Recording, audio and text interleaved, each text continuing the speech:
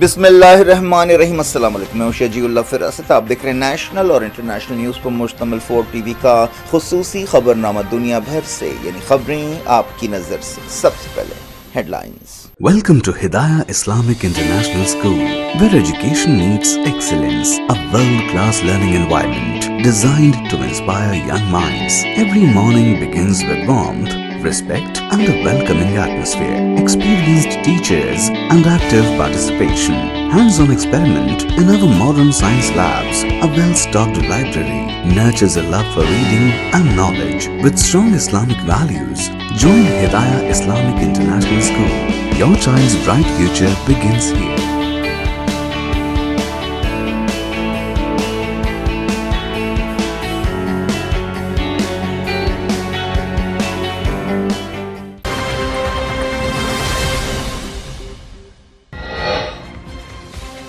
لبنان میں اسرائیلی حملوں سے تناؤ، سفارتی کوششیں پھر شروع ہو گئیں۔ سوئٹزرلینڈ، ایران اور ایجپٹ میں زبردست سرگرمیاں۔ پاکستان کے وزیر داخلہ محسن نقوی ایران پہنچ گئے۔ ایجپٹ میں اتوار کو اہم میٹنگ ہوگی۔ وٹکاف اور ارقچی سوئٹزرلینڈ روانہ۔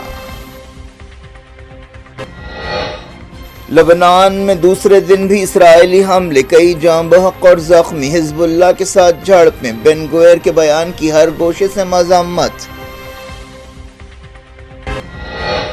غازہ میں بھی بربریت، 5 فلسطینی جاں بحق۔ قدس فورس نے کہا حماس مجاہدین اسرائیل کے خلاف بڑا آپریشن کر سکتے ہیں۔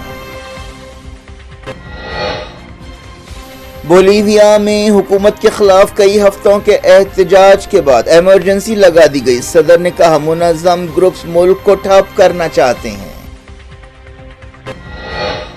انڈیا پیر اور منگل کو برکس ملکوں کے نیشنل سیکیورٹی ایڈوائزرز کی میزبانی کرے گا۔ سیکیورٹی چیلنجز اور ٹیکنالوجی کے استعمال پر غور ہوگا۔ ناگپور کے نیٹ امیدوار کا ابوظہبی میں exam centre. N T A نے کہا مرکز تبدیل کرنے کی خواہش کی گئی تھی۔ ملک بھر میں موک ڈرل۔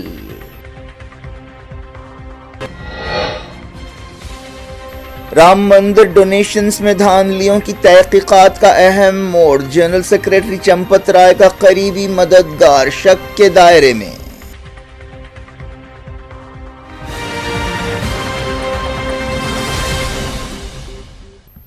ہیڈ لائنز آپ نے دیکھی، اب خبروں کی تفصیل کی طرف آپ کو لیے چلتے ہیں۔ لبنان میں اسرائیلی حملوں سے پیدا تناؤ کے بیچ سفارتی کوششیں پھر سے تیز ہو گئی ہیں۔ سوئٹزرلینڈ، ایران اور ایجپٹ سفارتی سرگرمیوں کا مرکز بنے ہوئے ہیں۔ پاکستان اور قطر کے عہدیداروں نے تینوں ملکوں میں کئی میٹنگز کی۔ لبنان میں اسرائیلی حملوں کے بعد جمعے کو ایران اور امریکہ کے درمیان سفارتی بات چیت شروع ہونے والی تھی، جو شروع نہیں ہو سکی۔ ایران کے وزیر خارجہ عباس ارغچی نے کہا کہ تہران واشنگٹن کے ساتھ سفارت کاری کے معاملے میں آگے بڑھنے کے لیے تیار ہے، لیکن امریکہ کو اس بات کو یقینی بنانا ہوگا کہ اسرائیل جنگ ختم کرنے کے لیے سمجھوتے کی شرطوں پر عمل کرے۔ پاکستان کے وزیر داخلہ محسن نقوی ایرانی عہدیداروں سے بات چیت کے لیے ایران پہنچ گئے ہیں۔ معلوم ہوا کہ وہ مشہد پہنچے۔ یہ بھی معلوم ہوا کہ وہ ایران اور امریکہ کے درمیان بات چیت کے عمل کو آگے بڑھانے کے لیے کوششیں کر رہے ہیں۔ محسن نقوی نے اس سے پہلے بھی ایران کا دورہ کیا تھا اور ایرانی عہدیداروں سے ملاقاتیں کی تھیں۔ انہوں نے وزیر خارجہ عباس ارغچی اور وزیر داخلہ اسکندر مومنی سے بات چیت کی تھی۔ پاکستان نے ایران اور امریکہ کے درمیان سفارتی کوششوں اور صلح کے عمل میں اہم کردار ادا کیا ہے۔ امریکہ اور ایران کے درمیان جس دستاویز پر دستخط کیے گئے اسے اسلام آباد میمورینڈم آف انڈرسٹینڈنگ کا نام دیا گیا، جس پر پاکستانی وزیر اعظم شہباز شریف نے بھی دستخط کی اور پاکستان اس سمجھوتے کا گارنٹر ہے۔ یہ ایک 14 پوائنٹس کا ایم او یو ہے جس پر صدر ڈونلڈ ٹرمپ اور صدر مسعود پزشکیان نے دستخط کیے ہیں۔ ایرانی عہدیدار ایجپٹ میں اتوار کو ایک اہم میٹنگ میں حصہ لیں گے۔ ٹرمپ کے نمائندے اسٹیو وٹکاف اور ایرانی وزیر خارجہ عباس ارغچی بھی سوئٹزرلینڈ روانہ ہو گئے ہیں۔ لبنان میں اسرائیلی حملوں کے بعد ان کے دورے کو ایک دن پہلے روک دیا گیا تھا۔ ایکسپرٹس نے خبردار کیا ہے کہ اسرائیل ایران امریکہ سمجھوتے کو سبوتاژ کرنا چاہتا ہے۔ اسرائیلی حملوں میں مسلسل دوسرے دن لبنان میں ہلاکتوں کی خبریں مل رہی ہیں۔ لبنان سے تازہ تصویریں اور ویڈیو سامنے آئے ہیں جن میں دیکھا جا سکتا ہے کہ اسرائیلی حملوں کے بعد کئی عمارتوں سے دھواں نکل رہا ہے۔ حزب اللہ کے سینئر لیڈر حسن فضل اللہ نے کہا ہے کہ ان کی تنظیم کو اسرائیلی حملوں کا جواب دینے کا حق حاصل ہے۔ انہوں نے کہا کہ ہمیں اس بات کی فکر ہے کہ دشمن سیز فائر کا احترام نہیں کر رہا ہے۔ اسرائیلی وزیر اعظم بنجامن نیتن یاہو پر حزب اللہ کے خلاف کارروائی کے لیے اندرونی دباؤ بڑھتا جا رہا ہے۔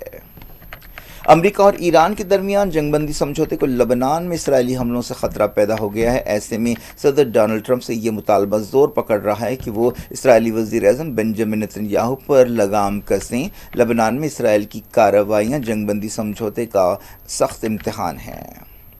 اسرائیلی وزیر اتمار بن گویر کی طرف سے لبنان میں قتل عام کی دھمکیوں کا سخت ریئیکشن دیا جا رہا ہے۔ کئی عالمی شخصیتوں نے بن گویر کے بیان کی مذمت کی جس میں اس نے حزب اللہ کے حملے میں 4 اسرائیلی فوجیوں کی ہلاکت کے بعد کہا تھا کہ پورے لبنان کو آگ لگا دینا چاہیے۔ ساؤتھ لبنان میں اسرائیلی فوج اور حزب اللہ کے درمیان جھڑپیں جاری ہیں۔ اسرائیلی فوج نے کہا کہ اس نے کل رات کے حزب اللہ کے حملوں کے جواب میں کئی کارروائیاں کی۔ لبنان کے میڈیا میں کہا گیا کہ سیدون کے قریب ایک حملے میں 7 لوگ ہلاک ہوئے۔ اس سے پہلے 16 لوگوں کی جاں بحق ہونے کی خبر آئی تھی۔ اسرائیلی عہدیداروں نے کہا کہ اسرائیلی فوج ساؤتھ لبنان میں برقرار رہے گی۔ ایران مطالبہ کر رہا ہے کہ اسرائیلی فوج کو ساؤتھ لبنان سے جانا پڑے گا۔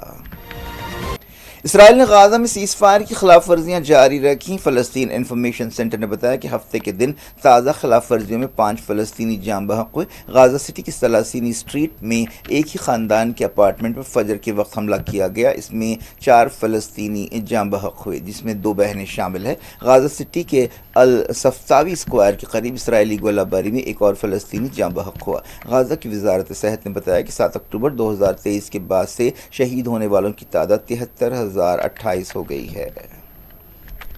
حماس کے عہدیداروں نے یہودی بستیوں کے پھیلاؤ کے خلاف فلسطینی مزاحمت کی تعریف کی ہے۔ حماس عہدیدار محمود مرداوی نے خاص طور پر مغربی کنارے کے رام اللہ اور الخلیل یا ہبرون کے 2 دیہاتوں کے عوام کی تعریف کی جنہوں نے جمعے کو ایک زمین پر ان کی زمین پر نماز ادا کی تھی جسے ضبط کرنے کی دھمکی دی گئی تھی۔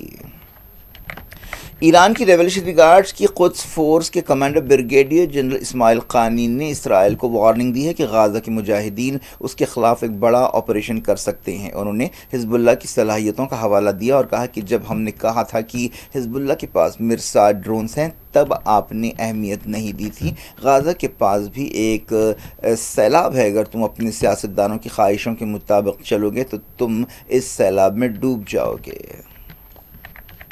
بولیویا کے صدر روڈریگو پاس نے کئی ہفتوں سے جاری مخالف حکومت احتجاج کے بعد ایمرجنسی لگا دی ہے۔ لوگ قیمتوں میں اضافے، معاشی مسائل اور دوسرے معاملات پر احتجاج کر رہے ہیں۔ اس احتجاج کو ورکرز یونین، کسانوں اور سابق صدر ایوا موریلس کی تائید حاصل ہے۔ صدر نے قوم سے خطاب کرتے ہوئے ایمرجنسی لگانے کا اعلان کیا اور کہا کہ بولیویا کے عوام ایسی ہڑتال، احتجاج اور بند سے یرغمال یا ہوسٹیج نہیں بن سکتے۔ انہوں نے کہا کہ ایمرجنسی کا مقصد عام حالات یا نارملسی کو بحال کرنا ہے کیونکہ منظم گروپس وائلنس کا استعمال کرتے ہوئے ملک کو ٹھپ کرنا چاہتے ہیں۔ پچھلے مہینے صدر نے اندرونی جھگڑوں میں فوجی مداخلت کی اجازت دی تھی۔ انڈیا 22 اور 23 جون کو برکس ملکوں کے نیشنل سیکیورٹی ایڈوائزرز NSAs کی میٹنگ کی میزبانی کرے گا۔ NSA اجیت دووال اس میٹنگ کی صدارت کریں گے۔ وزارت خارجہ نے یہ بات بتائی۔ اس میٹنگ میں ابھرتے ہوئے سیکیورٹی چیلنجز اور نئی ٹیکنالوجی کے استعمال پر غور کیا جائے گا۔ انڈیا چوتھی بار برکس کی صدارت کر رہا ہے۔ برکس 11 ملکوں کی تنظیم ہے جس میں Brazil, China, Ethiopia, India, Indonesia, Iran, Russia, سعودی عرب، ساؤتھ افریقہ اور UAE شامل ہے۔ صدر جمہوریہ دروپدی مرمو نے کہا کہ انڈیا نے ہمیشہ دنیا میں امن کو پھیلایا ہے کیونکہ مسئلے ہمیشہ جنگوں سے نہیں بلکہ بات چیت سے حل ہوتے ہیں۔ صدر جمہوریہ نے اڑیسہ کے میوربھنج ضلع میں ایک جلسے سے خطاب کرتے ہوئے کہا کہ جب کبھی دنیا جنگوں اور غیر یقینی حالات سے دوچار ہوئی ہے انڈیا نے امن کا پیغام پھیلایا ہے۔ انہوں نے کہا کہ وزیر اعظم نریندر مودی کی بااثر قیادت کی وجہ سے عالمی سطح پر انڈیا کی شان میں اضافہ ہوا ہے۔ انہوں نے کہا کہ کووڈ-19 کی وبا کے دور میں دنیا نے انڈیا کی مینجمنٹ صلاحیتوں کو دیکھا۔ اس مدت کے دوران انڈیا نے نہ صرف اپنے لوگوں کو ویکسین دی بلکہ کئی ملکوں کو ویکسین پہنچائی۔ انڈیا نے قدرتی آفتوں کا سامنا کرنے والے ملکوں کی بھی مدد کی۔ वज़ीर आज़म नरेंद्र मोदी ने इस मौके पर खिताब करते हुए कहा कि नॉर्थ ईस्ट की तरक्की को कांग्रेस ने नज़रअंदाज किया था, लेकिन आज नॉर्थ ईस्ट तरक्की का दरवाज़ा बन गया है।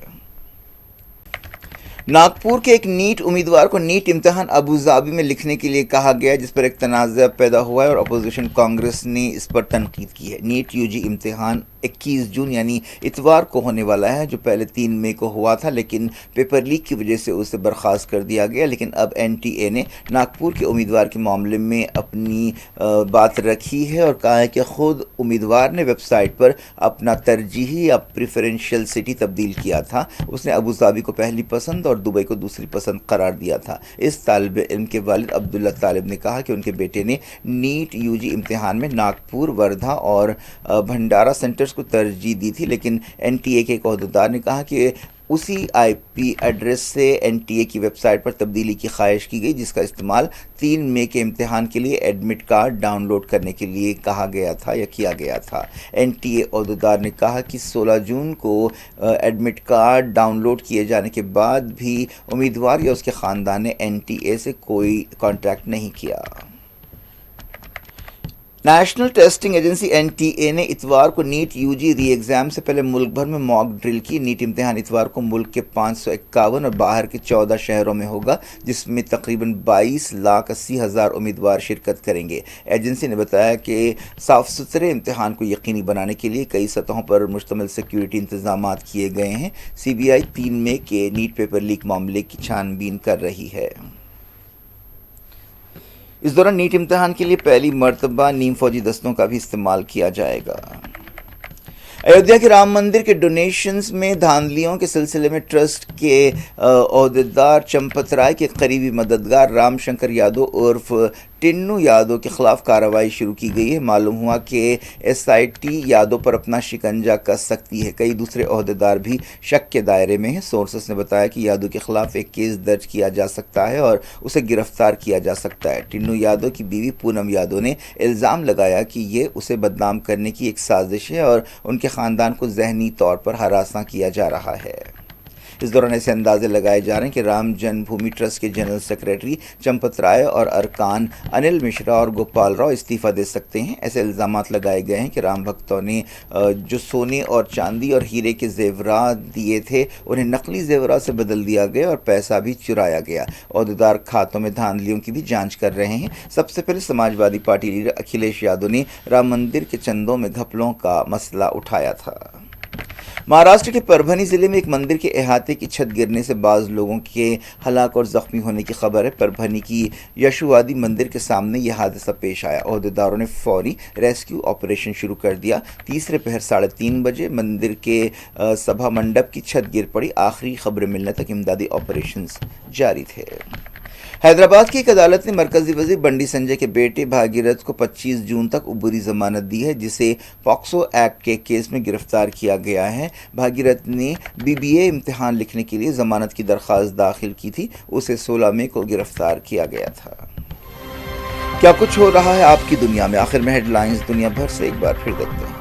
Welcome to Hidayah Islamic International School, where education meets excellence, a world-class learning environment designed to inspire young minds. Every morning begins with warmth, respect and a welcoming atmosphere. Experienced teachers and active participation. Hands-on experiment in our modern science labs. A well-stocked library nurtures a love for reading and knowledge. With strong Islamic values, join Hidayah Islamic International School. Your child's bright future begins here.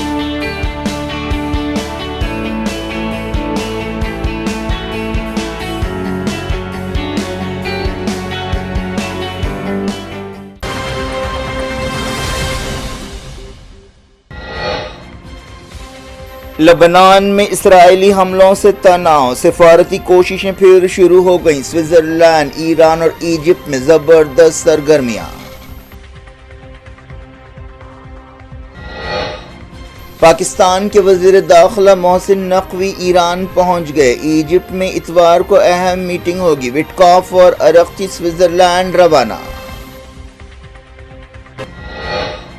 लबनान में दूसरे दिन भी Israeli हमले, कई जाँ बहक और जख्मी। हिजबुल्लाह के साथ झड़पें, बेन गुवेर के बयान की हर गोशे से मजम्मत। غازہ میں بھی بربریت، 5 فلسطینی جاں بحق۔ قدس فورس نے کہا حماس مجاہدین اسرائیل کے خلاف بڑا آپریشن کر سکتے ہیں۔ بولیویا میں حکومت کے خلاف کئی ہفتوں کے احتجاج کے بعد ایمرجنسی لگا دی گئی۔ صدر نے کہا منظم گروپس ملک کو ٹھپ کرنا چاہتے ہیں۔ انڈیا پیر اور منگل کو برکس ملکوں کے نیشنل سیکیورٹی ایڈوائزرز کی میزبانی کرے گا۔ سیکیورٹی چیلنجز اور ٹیکنالوجی کے استعمال پر غور ہوگا۔ ناگپور کے نیٹ امیدوار کا ابوظہبی میں exam centre. N T A نے کہا مرکز تبدیل کرنے کی خواہش کی گئی تھی۔ ملک بھر میں موک ڈرل۔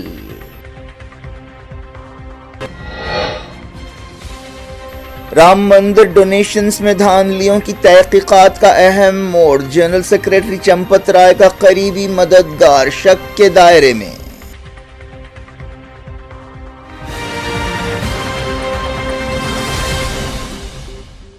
یہ تھی آج کی خبریں۔ شجیع اللہ افراز کو دیں اجازت اور اپنا بے حد خیال رکھیں۔ اللہ حافظ۔